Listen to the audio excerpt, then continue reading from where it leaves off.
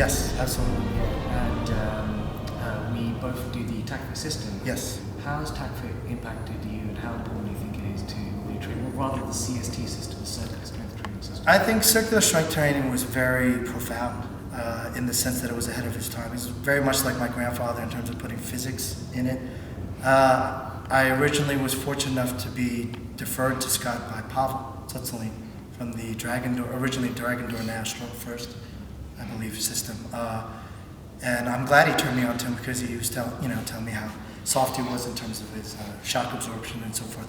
And he trained in Russia. Then when I got some of Scott's products, especially the breathing exercises, the Russian breathing exercises, yes. Before that, the Zdrovia system, the old stuff. He had a funny beard. Yeah, and he had the ponytail, the Steven Seagal look. It was awesome.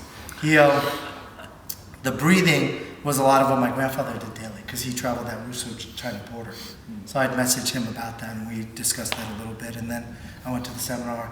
And what's great about what he did was he basically added dimensional movement and used his grappling ensemble base to incorporate into conditioning. It's the same thing I do, because to me any success I've had in training has come from my experience with martial arts, to be honest with you. That the root of it for me has been martial arts, so you can't get around it. So I think it's been a huge influence because it almost gave me acceptance in a path that you almost are told is segmented. You're told like plyometrics and things like that. My grandfather, like a lot of the guys were known for jumping kicks in Korea. So the way they used to train that was dig a ditch, and they made you jump out of the ditch instead of jumping over an object, which is very similar to what you see now with all the plyo boxes that people at CrossFit and so forth, people are jumping. But it's progressive in the sense that you jump out of it daily and then you dig the ditch a little lower and then you work on it. So if you don't jump out, you don't go home. Right, pretty much. That's pretty much it. But to answer your question, I think Scott's been very influential in my base and acceptance and development of how I work with people on a daily basis. So I give him a lot of credit for that. So how much contact and how much experience have you had with the Wing Chun system? I haven't had a lot of experience with Wing Chun. I had a couple of friends in high school in Korea. One was from Taiwan and all the movies. So they were really big into like trapping and so forth. Then I met a couple of JKD guys who were really into it. But again, I wouldn't consider that pure Wing Chun. I would consider that more kind of like collecting. So it's impressive, and the theories are very strong. The centerline theories, and again, who is designed with. I think Wing Chun suffers from the same thing that Tai Chi suffers from, and the same thing from anything suffers from. Excellence is in the minority. So the majority of people who teach it aren't really. They're teaching a watered down version. I guess that's the best way I can put it. So. But I do have a great deal of respect for it, and I see the theories are very applicable. I don't see a lot of people being able to apply the theories, though. But I don't think that's just of Wing Chun. I think that's of Tai Chi. I think that's of my grandfather's art. I think that's of Sambo. I think that, it's not against anything. I just think what I've noticed in the martial arts is anybody who practices daily and tests structure under pressure, like wrestling, is a great example. They're going to do more with little. Just by intuition. Even a boxer with 4 punches is going to do more under pressure than somebody who knows 50 pecking ducks and eye of the tiger and rock, paper, scissors stuff. So that's been my experience with all that. Okay. So you're most known for your conditioning, strength and conditioning work as well as your martial arts. And most notably, you've worked with UFC fighters, including former champion Frankie Edgar. Yes. So, what do you feel is the most important and also the most neglected part of conditioning for martial artists? With UFC fighters particularly, but even most martial artists, it's a lifestyle thing. Their posterior chain is super tight. And their posterior chain being very tight, it leaves an imbalance with the anterior chain, which leads a lot of leakage in the knees.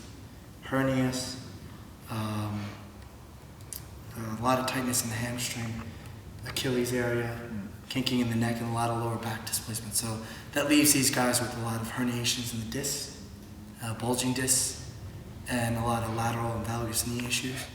So one of the first things I do to assess people is just to test their flexibility, or how loose their posterior chain is, and then how strong their anterior chain is. And then I work towards rotation and dimensional. But they are overworked, and the problem is this, simply put. They'll go in the morning to their jiu-jitsu coach, they'll get going, they'll roll, they'll learn, jump in a car and then travel to go train with their strength and conditioning coach. Jump in a car, travel to go train with their Muay Thai coach. And there's never ever cool down, and there's no synchronicity, even at a high level, there's no synchronicity between all the coaches. They may have a game plan on what they're gonna do, but in terms of supplemental training, there is no cohesiveness and no addressing, And wrestlers, I think, are some of the best conditioned athletes, and especially for UFC, it's a fantastic base. But they, as strong as they are, they're very tight in their neck and posterior chain. So they end up with a lot of injuries, and despite how strong they are. So and the best way I describe it to them, without, to let them know perspective-wise what I'm trying to tell them is, their tires are great, but they're a Ferrari, and their tires are great for a car like mine, which is an average car, but they're very poor for a Ferrari. So they need to learn to match their tires to the excellence and caliber of their conditioning and strength in their work ethic. So it's not an insult, it's actually I'm trying to match, the excellence that they've already created, as opposed to telling them that they're very weak, because they're not. And unfortunately, a lot of times with pro athletes, even NFL guys, I have to knock them down a notch by showing them that there's a weak link. And the only way to do that is for them to experience something that's just like to take a UFC fighter and just show him a push-up that he looks up and he has difficulty even getting off the ground for one, and shake his head because he's been doing push-ups his whole life. But to leverage him in a position to show that there's a weak chain in that link, that he can't even connect his body in that position, is that's what I'm known for. That's what I do best. And then, improve performance based off of health first, which is where the Scott Sun and the CST influence comes into play, which also the Tai Chi and the longevity influence. And that's why I think Wing Chun is pretty slick. So I'm pretty pleased and amazed to have you as a dear friend, because I love learning, even just the stuff you showed me today. And Wing Chun demo was pretty impressive, and it made a lot of sense to me. So I'm never one to promote one style. Even though I have my own family kind of association, people ask me all the time, what's your art, what's your background? I really don't care, because I don't want people to be influenced and Google my grandfather thinking that that's going to give them the answers, because it's not. To me, the most important message, and I think you said it about Wing Chun as well, is to have your own art. In other words, have your own Wing Chun, to just, to use the principles, but based off of what you like to apply, what your best entries are. That should be you, as opposed to do as I do. I think a lot of people are wrong in that capacity. Cool. Will, thank you very much. My pleasure, brother. Great.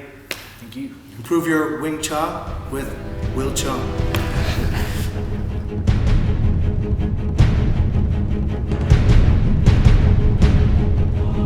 Lift your toes up, articulate your hip, press down, balance yourself, push your heels to the ground, up. So now you can